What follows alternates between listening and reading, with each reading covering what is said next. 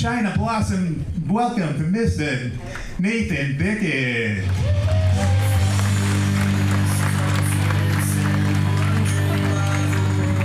Thank you. One more time for Jay, everybody.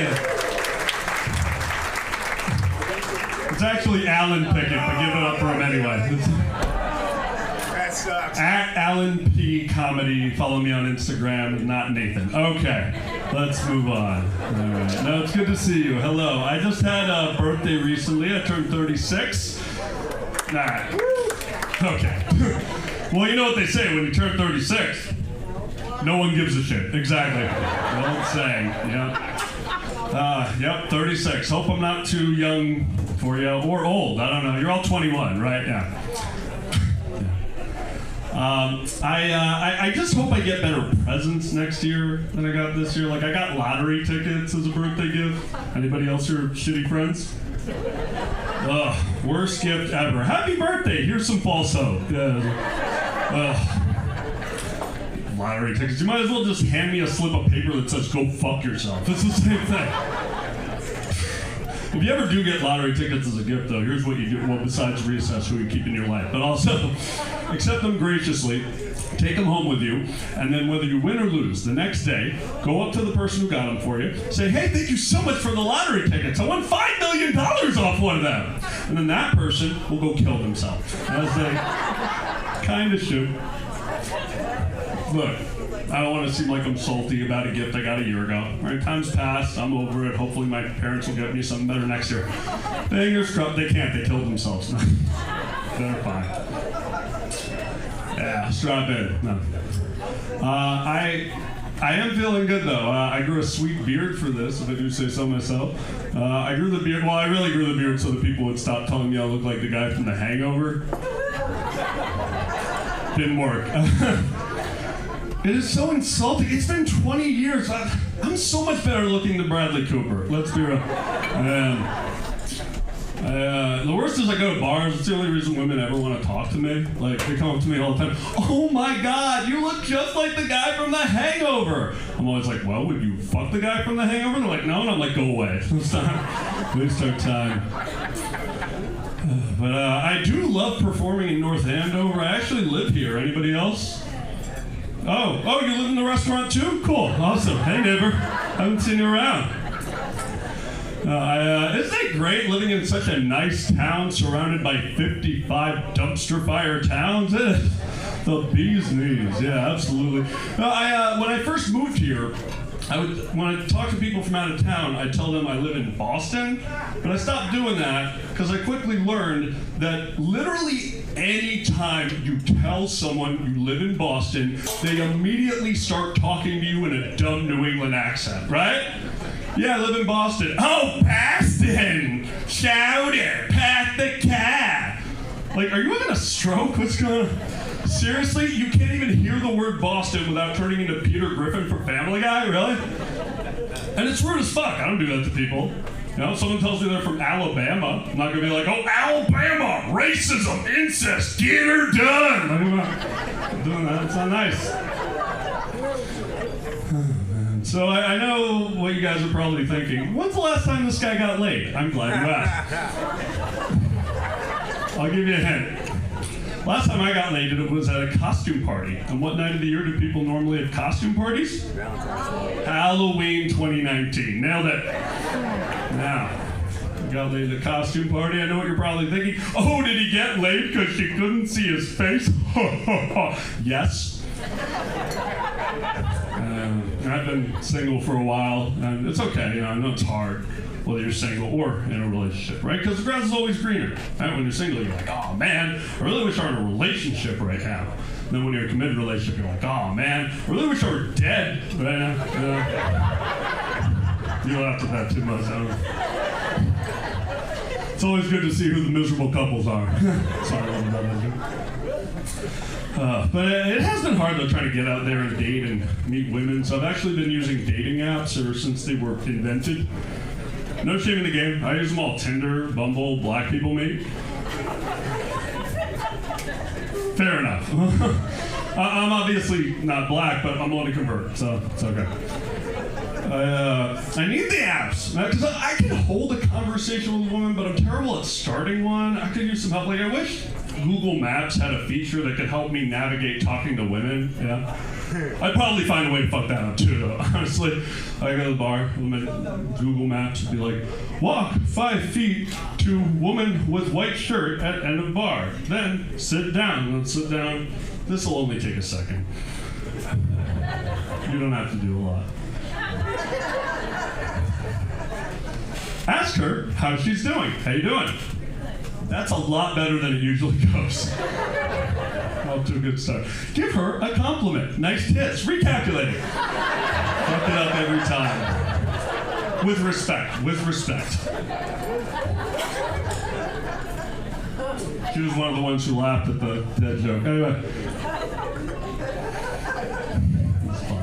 I will tell you, I do love sex. Oh, you too? Good, you'll get this. Good. Well, that's not just me. Okay. No, I love sex. I even have it every few years. It's good. I also love all the names there are for sex, though. There's so many hot sexy chicks. Yeah, you know. Yeah, she knows them. Yeah. I'm going to look at you as I say each one. Fucking. Getting it on. Doing the nasty. Tapping that ass, right? Yeah. Hot, sexy terms, except for when I say them. I know. There are also some not so sexy terms to describe sex, right? Intercourse. I'll look at someone else now. Copulation. Relations. Oh, I hate that one. Relations? Are we fucking or at a UN meeting?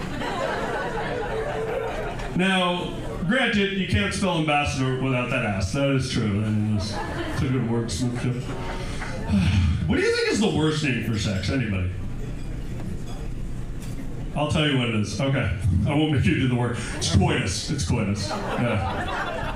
Yeah. Oh, right? I'm right. It doesn't even sound like a technical term for sex, right? Like, I'm Jewish, but if somebody told me coitus was their Hebrew name, I'd probably believe that. It's not. I'm right. You guys drinking? Of course you are. I'm not actually, but I'm happy for it. I'm actually straight edge, just in case you thought I wasn't cool. That's right, I'm straight edge. No alcohol, no weed, no drugs, no friends. I'm strict about it, yeah. I wasn't always straight edge, though. I used to drink a lot, actually. But I only drank because I thought it would help me meet women. But then I finally realized, what kind of women am I trying to impress? Just by drinking. Trying to impress high school girls? Well, I'm not, for the record. So people are recording here. I'm not trying to impress high school girls. I'm 36 years old. That ship sailed months ago. Trust me. Now, obviously, that's just a joke, but I know it brings up a bit of a sensitive issue, so let's talk about suicide. Might as well. I'm not gonna lie, look, my life isn't perfect. Sometimes I do think about killing myself, but when I think about killing myself, I think about my family. When I think about my family, I think I should kill them first, but they're still alive. Don't worry. My family has always been there for me. In fact, I'll never forget, when I was a young teenager, my mom gave me some advice about masturbation. Hear me out. She told me every time I masturbate, my dead relatives are watching. See, my mom told you that too. It's relatable. Told everybody that. It was weird. And that didn't make me afraid to masturbate, but it did make me afraid to die. So let me get this straight, Mom. That's all dead people do in the afterlife? Because I don't know about you, but I'm pretty sure after the second time watching my great-grandson jerk off, I'd be like, I need to get a fucking hobby. Why are we watching this? Can we at least watch Miley Cyrus do this instead? That's some bullshit.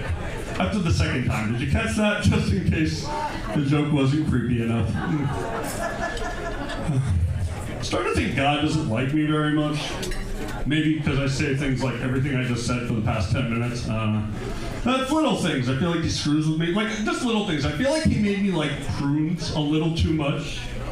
Yeah, they're delicious. I can't stop eating them. Is that just me? Exactly. He's fucking with me specifically. You understand? Here's something that happened to me. I was on the way here actually. I was stopped at a red light, and while I'm sitting there, the guy in the car next to me is just staring at me. And I roll down my window. I'm like, "Can I help you?" He's like, "What's your name?" And I go, "Alan," because that's my name. And he goes, Huh. That was it. I was freaked out. Yeah, I was. And just as I'm about to call Chase Bank, cancel all my cards, go home, change the locks on my doors, the light turns green, and he goes, "Fuck you, Alan," and speeds off. Now, I was furious. Fuck that guy. Who does he think he is? Wait a minute. That is fucking hilarious. I can't even. That is the greatest thing that happened to me all day. I got to text my friends about it while I'm driving. I can't wait to do it to someone else. But do you see what's happening here? God is sending prophets to fuck with me. He hates me. You don't even want to know what Elijah said to me at Passover. I wouldn't even let him in. I don't care. That one was for the Jews. Okay. That's where I cross the line? Okay. So, hey, I've had a lot of fun with you guys. I want to open up to you a little bit. Before I go, I want to pull back the curtain a little bit, tell you what really brought me here. So, I'm sure we got a lot of 90s kids in the audience. You guys remember a show called Blue's Clues? Yeah, that's right, guys. Keep it edgy. Blue's Clues. Here we go. No, I loved that show when I was younger. I found it so inspirational, you know? Remember the host, Steve? He would sing these songs. I still remember this one song, how it would end. And if you remember it, feel free to sing along. He would go, "'Cause when we use our minds, take a step at a time, we can do anything that we want to do." You almost did it good. I think you kind of good enough. When I heard that, that really spoke to me. We can do anything that we want to do.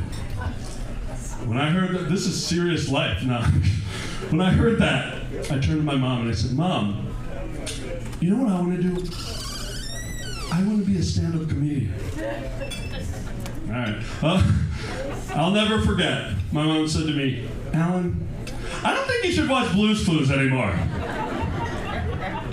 "Well, why not?" "Because you're 26. A little less like Junior, maybe a little more get a job. That's all I'm saying." Steve was right. And here I am, doing exactly what I wanted to do.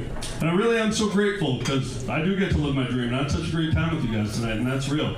So in closing, I would like to I want to dedicate this set to Steve from Blue's Clues for always encouraging me to follow my dreams.